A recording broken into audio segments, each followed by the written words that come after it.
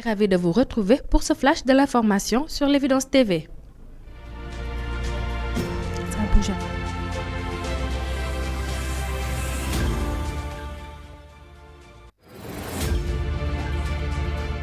L'Assemblée nationale, une députée propose une loi criminalisant l'homosexualité au Sénégal. La députée Amy Ndiaye Gniby, appartenant à la coalition Benno Bokk Yakaar, a déposé une proposition de loi visant à criminaliser l'homosexualité. Cette information a été confirmée par son collègue de la même mouvance, Abass Fall, ainsi que par la télévision TFM. La proposition de loi a été soumise le 27 mai 2024. Abass Fall, c'était Sénégal 7, a déclaré que l'honorable député Amy Ndiaye Gniby dépose une proposition de loi criminalisant l'homosexualité.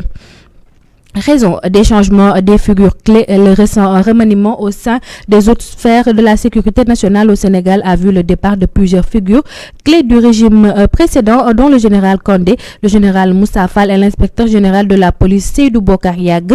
Ces changements illustrent la volonté des nouvelles autorités de mettre en œuvre leur vision de la sécurité. Le remplacement des figures clés de l'ancien dispositif sécuritaire par les nouvelles autorités du Sénégal marque un tournant significatif dans la gestion de la sécurité nationale.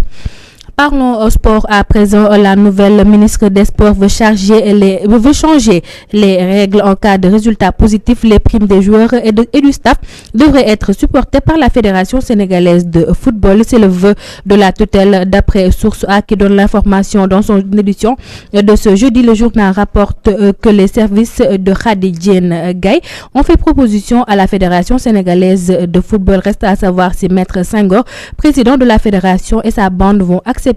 S'interroge le journal Le Quotidien d'information. Terminons par l'international. Bassirou Diomaye Faye à Bamako. Le président de la République, Bassirou Diomaye Faye, est attendu ce jeudi 30 mai au Mali. Une visite d'amitié dans un pays qui, avec le Sénégal, entretient des relations historiques mais aussi étroites sur le plan économique. En effet, parmi les pays clients du Sénégal en Afrique, le Mali se positionne en tête avec une part de 50,5% des exportations en 2022, renseigne une note du bureau d'information gouvernemental.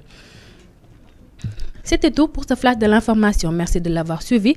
Je vous retrouve demain à la même heure. Tout de suite, la version Wolof avec Ibrahima Faye.